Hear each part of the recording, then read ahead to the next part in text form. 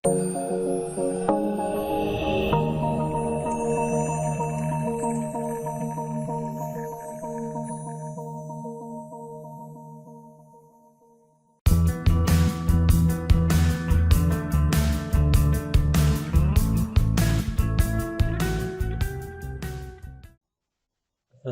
warahmatullahi wabarakatuh. Selamat datang, salam budi luhur. Ketemu lagi di mata kuliah Matematika Komputasi Lanjutan. Hari ini kita sudah sampai di pertemuan ke-12. Nah, di pertemuan 12 ini kita akan membahas mengenai pengantar teori graf. Dari sejarahnya, seperti apa. Jadi graf itu digunakan untuk merepresentasikan objek-objek diskrit dan hubungan antara objek-objek tersebut. Nah, gambar di bawah ini sebuah graf yang menyatakan peta jaringan jalan raya yang menghubungkan sejumlah kota di Provinsi Jawa Tengah. Untuk sejarahnya sendiri, graf ini adalah berawal dari permasalahan masalah jembatan Koningsberg di tahun 1736. Permasalahannya itu adalah nanti di kota Koningsberg ini ada sebuah taman. Ada sebuah taman itu yang tempat biasanya warga kota itu jalan-jalan di situ. Nah, kira-kira bentuk tamannya itu seperti ini. Jadi ada beberapa jembatan, kemudian ada beberapa daerah ABCD ini yang dihubungkan oleh beberapa jembatan. Nah, warga sekitar kota ini menginginkan kira-kira bagaimana bisa melewati semua jembatan ini satu kali. Setiap jembatan dilewati satu kali dan kembali lagi ke tempat semula. Nah, kemudian mereka menanyakan ataupun memberikan surat kepada seorang ahli matematika, yaitu yang bernama Euler. Kemudian Euler itu memodelkan permasalahan jembatan ini ke dalam bentuk graf seperti yang di sebelah kanan ini. Nah, jadi graf ini menggambarkan permasalahan jembatan Koningsberg tadi. Nah, di sini dibuat seperti ini bentuk permodelannya, terdiri dari simpul, yaitu simpul ini menyatakan daratannya tadi, beberapa simpul seperti ini. Kemudian ada sisi atau edge-nya, itu menyatakan jembatannya. Nah, pertanyaannya adalah yang seperti diinginkan oleh warga tadi, bisakah melalui setiap jembatan tepat sekali dan kembali lagi ke tempat semula? Nah, seperti itu. Ada permasalahan ini kemudian dimodelkan dalam bentuk seperti ini. Nah, inilah permodelan graf itu awalnya seperti ini. Kemudian nanti Euler tadi menyimpulkan bahwa tidak dimungkinkan untuk melewati setiap jembatan tepat sekali dan kembali lagi ke tempat semulanya. Nah, nanti kita akan ketemu dengan seperti apa hukum-hukumnya untuk menentukan derajat, kemudian bagaimana lintasannya untuk masing-masing graf itu. Nah, sehingga bisa dimodelkan permasalahan-permasalahan yang ada dalam bentuk graf seperti ini. Yaitu sejarahnya, kemudian definisinya secara umum itu sebuah graf itu secara formalnya terdiri dari V dan E. Nah, V itu adalah himpunan tidak kosong dari simpul-simpul atau vertex, dilambangkan dengan lambang V ini. Jadi kalau ada beberapa simpul, berarti V1, V2 sampai dengan Vn. Kemudian E-nya itu adalah himpunan sisi atau edge yang menghubungkan sepasang simpul. Ada berapa sisinya? Itu E1, E2 sampai dengan N. Nah, ini ada beberapa contoh bentuk graf sederhana. Kemudian ini ada graf ganda. Kemudian ini ada graf semu. Nah, graf sederhana ini pada gambar graf G1 ini, dia punya V-nya itu adalah sebanyak 4 simpul, yaitu simpul 1, 2, 3, dan 4. Kemudian sisinya itu adalah dinyatakan dalam bentuk seperti ini. 1, 2, kemudian 1, 3, 2, 3, 2, 4, dan 3, 4. Nah, seperti itu. Jadi sisinya itu yang menghubungkan antara dua simpul ini. Nih, 1, 2, kemudian 1, 3, 2, 3, 2, 4, dan 4, 3. Nah, kalau dia seperti ini dikatakan graf sederhana. Kemudian yang graf G2 ini adalah graf dengan sama simpulnya ada 4, 1, 2, 3, 4. Kemudian isinya atau edge-nya itu ada yang 1, 2, kemudian 2, 3, 1, 3. Nah, 1, 3-nya ada 2. Kemudian 2, 4. 3, 4-nya juga ada 2. Nah, kalau dia punya sisi-sisi yang seperti ini, jadi dua simpul ini ada dua sisi yang menghubungkan dua simpul ini. Nah, graf itu dikatakan sebagai graf ganda. Kemudian yang G3 itu sama, simpulnya ada 4, 1, 2, 3, 4. Kemudian di sini ada yang ganda juga. Nih. Kemudian di sini ada lagi yang ganda. Nah, ini ada tambahan satu lagi yang I8 ini adalah simpul isinya itu berawal dari simpul dan berakhir pada simpul yang sama. Nah, ini dikatakan sebagai gelang atau loop. Nah, jadi kalau dikategorikan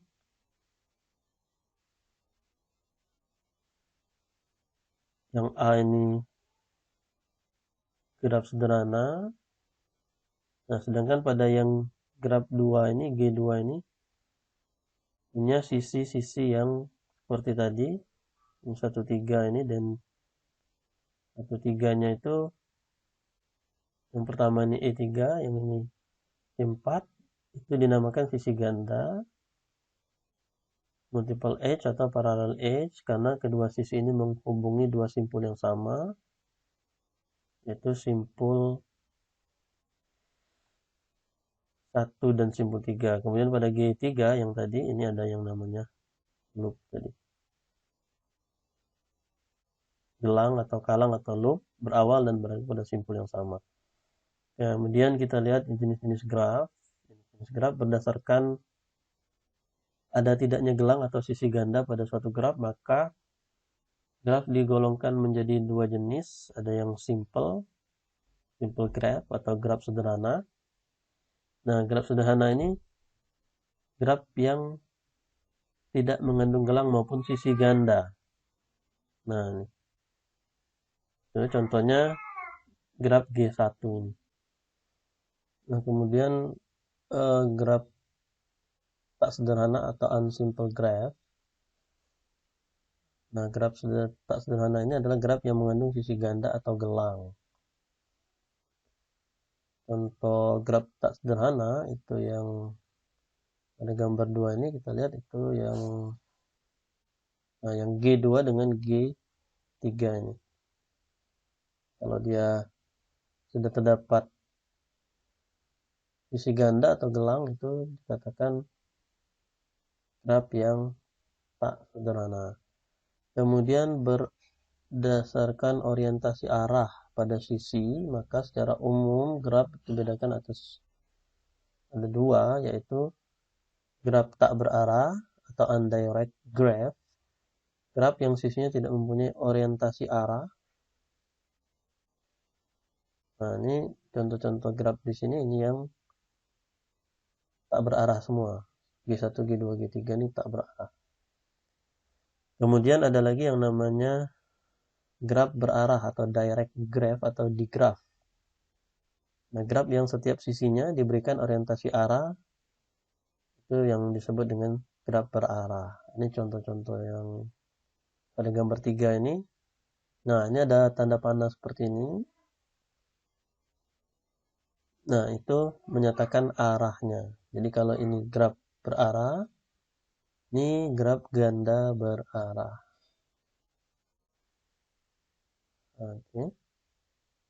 Jadi ada arahnya seperti ini.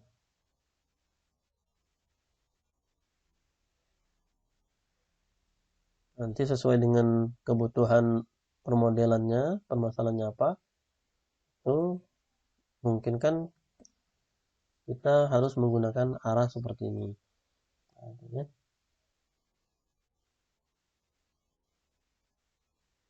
contoh terapan graf. Nah, contoh-contohnya itu yang pertama ini, mungkin secara sadar atau tidak sadar kita sebenarnya sudah menggunakan graf ini. Nah, contohnya pada pembuatan rangkaian listrik seperti ini. Nah, ini rangkaian listrik, mungkin dia terdiri dari ada hambatannya di situ, kemudian ada sumber tegangan, kemudian di sini ada percabangan. Nah, kalau kita modelkan dalam bentuk graf, ya seperti inilah kira-kira. Kemudian dalam bidang kimia, mungkin kita masih ingat isomer senyawa kimia karbon. Nah, metana, etana, kemudian propana dalam bentuk graf. Kemudian transaksi konkuren pada basis data terpusat. Nah, transaksi T0 menunggu transaksi T1 dan T2. Nah, dan seterusnya ini. Nah, ini ada arahnya. Jadi, kalau dibutuhkan permodelan yang harus ditentukan arahnya, kita menggunakan yang digraph. Jadi yang menggunakan arah. Ini deadlock nih. Untuk deadlock. Nah, contoh yang lainnya mungkin pada bidang biologi itu kita mengenal ada rantai makanan. Jadi rantai makanan itu nah, kalau di alam itu ada yang dimakan, ada yang memakan. Misalkan ada ular ya, dengan tikus. Nah, tikus misalkan ya.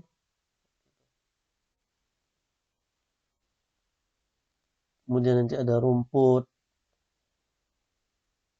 Nah, ketika kita memodelkan ini dalam bentuk graf, ini pasti nanti akan ada arahnya. Misalkan arah itu menunjukkan antara yang dimakan dengan yang memakan. Misalkan seperti itu ya.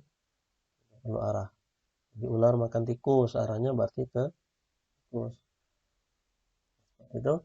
Kemudian, nah dalam bidang informatika, dalam pemrograman, untuk pengujian program itu kita bisa juga memodelkan dalam bentuk graf seperti ini. Nah, ini misalkan pemrograman yaitu program ini hanya akan berhenti ketika pengguna itu memasukkan angka ini 9999. Kemudian nanti kalau misalkan angka yang dimasukkan itu adalah lebih kecil daripada 0, maka nanti akan ada peringatan seperti ini. Masukkan tidak boleh negatif. Nah, kemudian kalau dia tidak 0, dia ditambahkan dengan 10. Kemudian dia baca lagi. Nah, seperti itu. Kemudian dalam bentuk seperti ini. Nah, kemudian program itu akan berhenti ketika yang dimasukkan oleh pengguna itu adalah 999 seperti ini. Jadi ini ketika mulai, kemudian nanti pada simpul 2 ini itu user memasukkan angka apakah lebih kecil atau lebih besar daripada 99. Nah, kalau misalkan dia 99, maka dia akan ke 7 ini. Angka ini masukkan 9999, dia ke 7, dia berhenti. Tapi kalau dia tidak 99, maka nanti akan ketiga ini. Kalau X-nya lebih kecil daripada 0, maka nanti akan ada peringatan.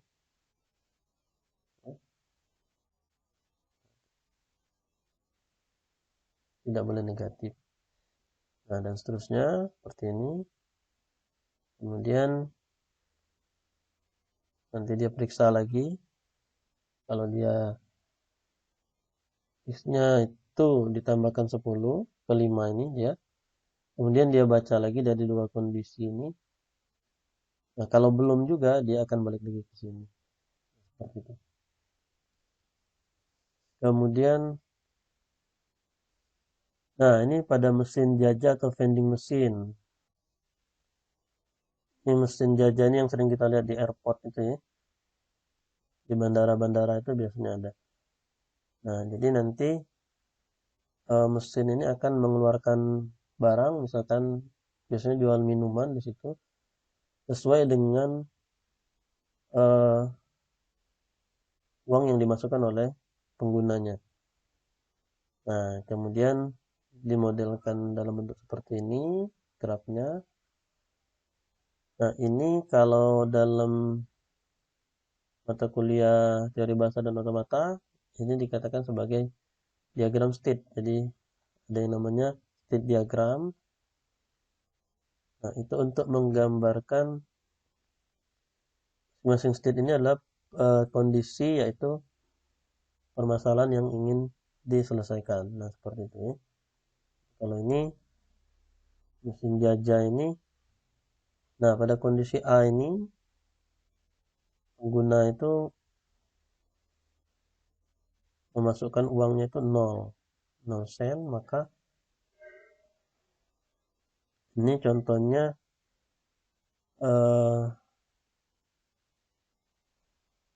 ketika pengguna masukkan 5 sen, maka nanti akan keluar ya, barang yang akan dibeli itu. Nah, ini pada saat 0, kemudian pada saat yang dimasukkan 5 sen, dia beralih atau bertransisi ke posisi B ini, titik B ini. Nah, belum ya, jadi belum keluar karena uang yang dimasukkan itu belum mencapai 15 sen. Nah, dia akan mengeluarkan barang ketika uang yang dimasukkan 15 atau lebih. Nah, seperti ini ketika masukkan 10, maka dia pindah ke C ini. Dari sini juga 10, 5 tambah 5, 10.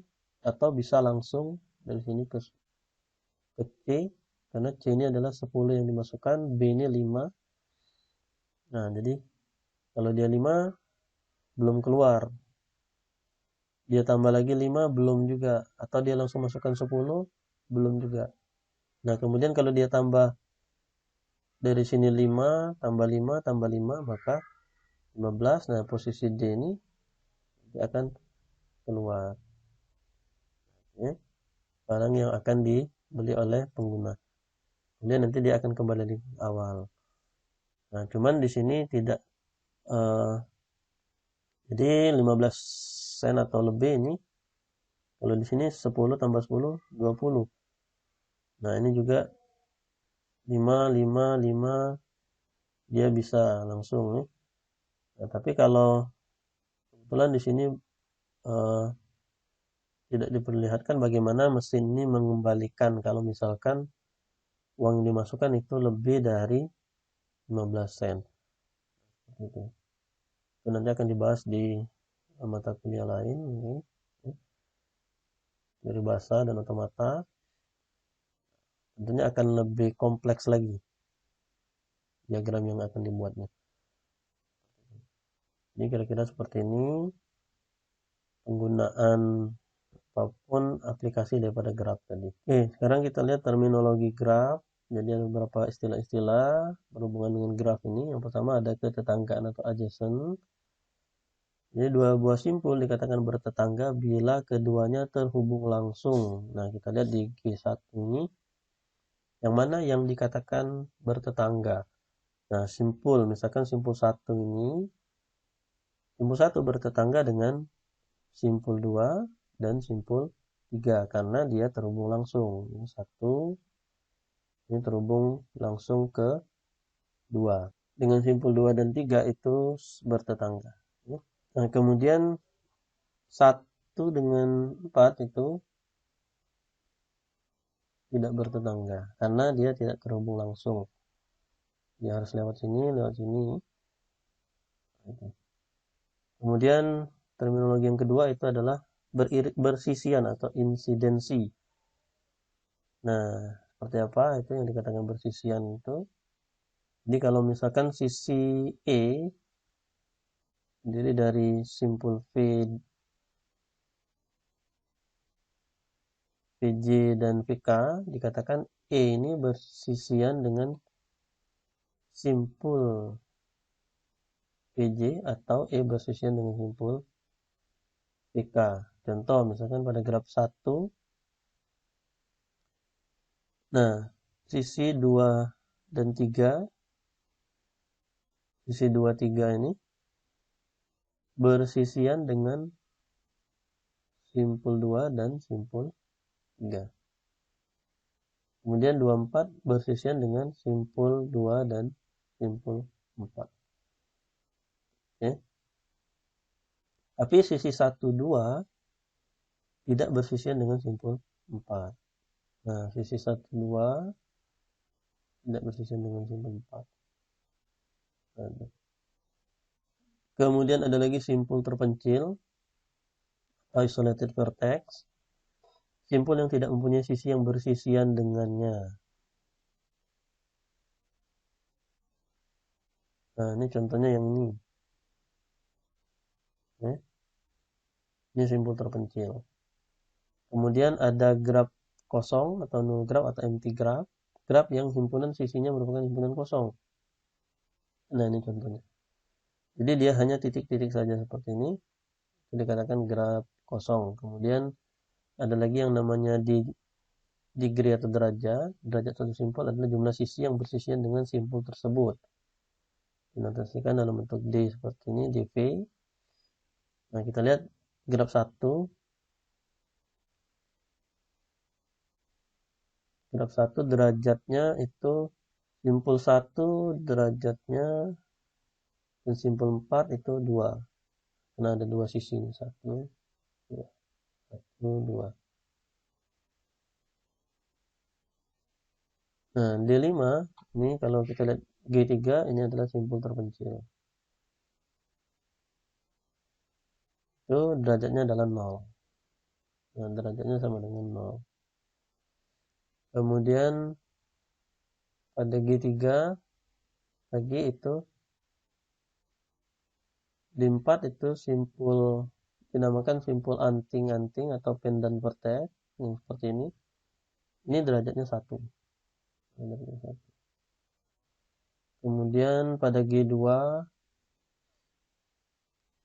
derajat simpul 1 ini adalah, nah kalau dia bersisian dengan sisi ganda itu dihitung.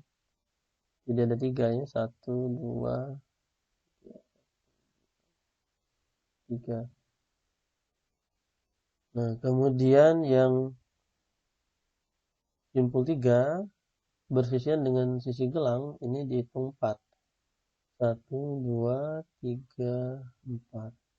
Nah, sedangkan pada graf berarah nanti Untuk menentukan derajatnya itu nanti ada derajat masuk atau in degree, jumlah busur yang masuk ke simpul tersebut, kemudian ada day out, derajat keluar atau out degree, jumlah busur yang keluar dari simpul. Nah, untuk menentukan derajatnya itu dijumlahkan antara derajat masuk dengan derajat keluar.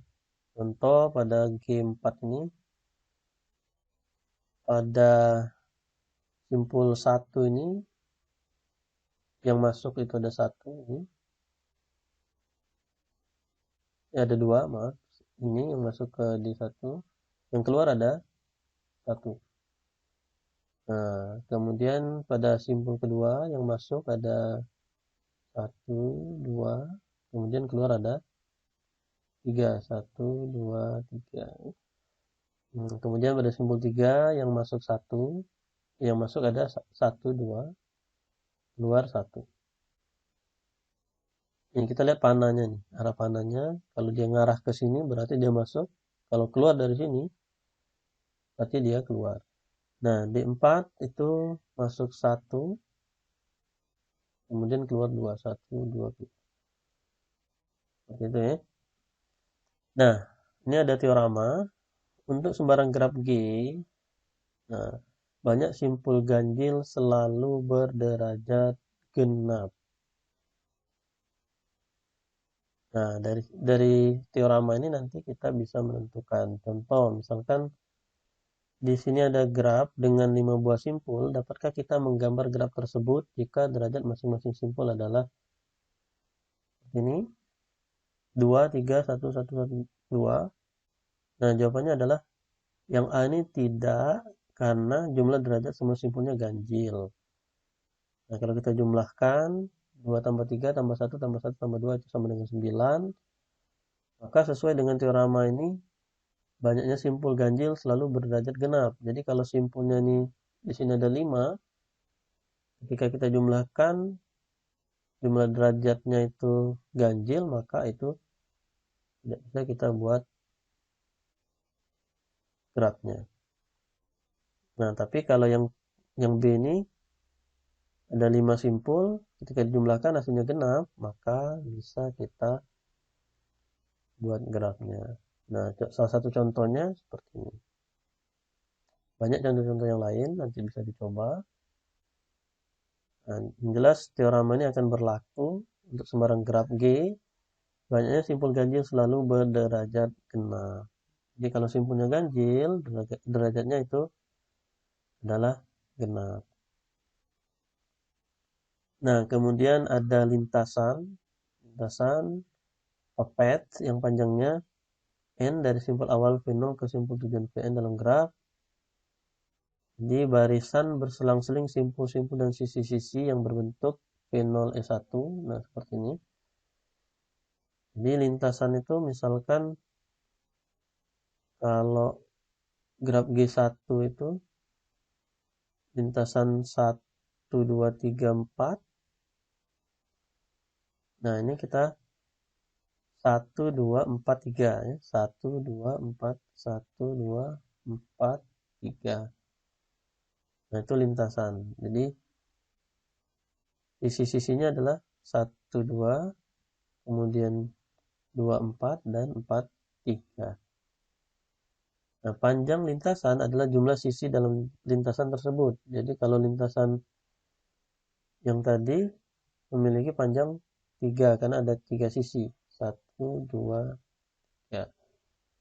Itu menentukannya. Kemudian selain lintasan ada yang namanya cycle atau siklus atau sirkuit. Nah, ini lintasan yang berawal dan berakhir pada simpul yang sama. Kemudian panjangnya itu adalah jumlah sisi dalam sirkuit tersebut. Nah, misalkan di sini ada sirkuitnya itu adalah 1, 2,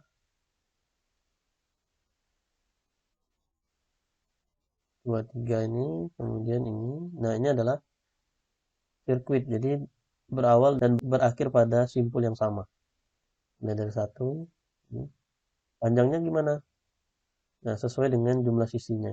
Jadi kalau ini ada 3. 1, 2, 3, berarti panjangnya adalah Ini sirkuitnya adalah 3. Oke, kemudian ada yang namanya istilah terhubung atau connect pada sebuah graf ini. Nah, dua buah simpul P1 dan P2 disebut terhubung jika terdapat lintasan dari P1 ke P2. Graf G disebut graf terhubung atau connect graf jika untuk setiap pasang simpul VI dan VJ dalam hubungan P terdapat lintasan dari VI ke VJ. Dan jika tidak, maka disebut graf tak terhubung atau disconnect graf. Nah, yang tak terhubung contohnya seperti ini. Ini contoh yang tak terhubung. Nah, di sini nggak ada lintasan antara 2 dengan 5, kemudian 3 dengan 8, 4 dengan 6. Nah, kemudian untuk graf berarah, G dikatakan terhubung jika graf tidak berarahnya terhubung. Nah, graf tidak berarah dari G diperoleh dengan menghilangkan arahnya. Jadi kalau yang graf berarah itu kalau kita hilangkan arahnya, jadi graf tidak berarah. Nah, sesuai dengan graf tidak berarahnya itu kalau graf tak berarahnya terhubung maka dia terhubung. Kalau dia tidak terhubung maka dia tidak terhubung. Kemudian nanti ada istilah terhubung kuat, strongly connect, kemudian ada terhubung lemah atau weakly connect. Nah, terhubung kuat, dua simpul U dan V pada graf berarah G disebut terhubung kuat jika terdapat lintasan berarah dari U ke V dan juga lintasan berarah dari V ke U. Jadi ada lintasannya itu bolak-balik seperti itu ya. Nah, tapi kalau tidak ada balikannya berarti dia terhubung lemah. Nah, graf G berarah itu disebut graf terhubung kuat apabila untuk setiap pasang simpul sembarang U dan V di G terhubung kuat. Kalau tidak, berarti disebut graf terhubung lemah. Nah, ini contoh yang graf berarah terhubung lemah. Nah, ini graf berarah terhubung kuat. Nah, ini ada bolak-balik seperti ini ya. Oke. Kemudian ada istilah cut set. Cut set ini dari graf terhubung G adalah himpunan sisi yang bila dibuang dari G menyebabkan G tidak terhubung. Jadi cut set selalu menghasilkan dua buah komponen. Nah, contoh yang graf ini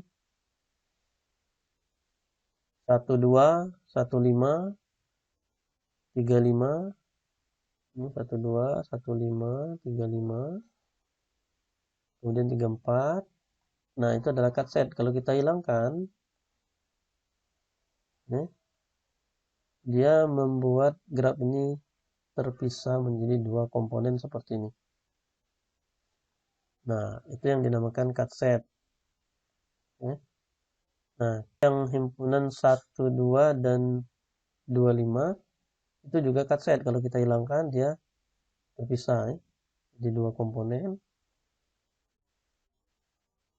Kemudian 1 3 1 5 1 2 juga cut set.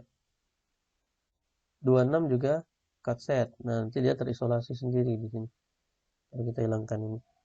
Tapi 1 2 kemudian 25 dan 45 bukan cut set. Sebab himpunan bagiannya 1 2 25 adalah cut set. Nah, jadi kalau yang seperti ini 1 2-nya dengan 25 ini itu adalah cut set. Nah, tapi kalau kita tambahkan 45 ini maka itu bukan cut set ya. Karena 45 ini adalah kalau kita tambahkan himpunan bagian dari ini itu adalah cut set. Nah, 1 2 dengan 25 nya ada cut set berarti ini bukan cut set. Kemudian ada lagi graf berbobot atau weight graph. Nah, graf yang setiap sisinya diberi sebuah harga atau bobot. Nah, seperti ini. Ya. Nah, jadi mungkin kita membutuhkan juga permodelan graf yang harus ada bobotnya. Misalkan eh, kita menentukan lintasan, nah, panjang lintasan dari kota A ke kota B. Nah, itu dari B ke C misalkan ya. Nah, ini biasanya dalam penentuan lintasan terpendek misalkan seperti itu ya. Nah,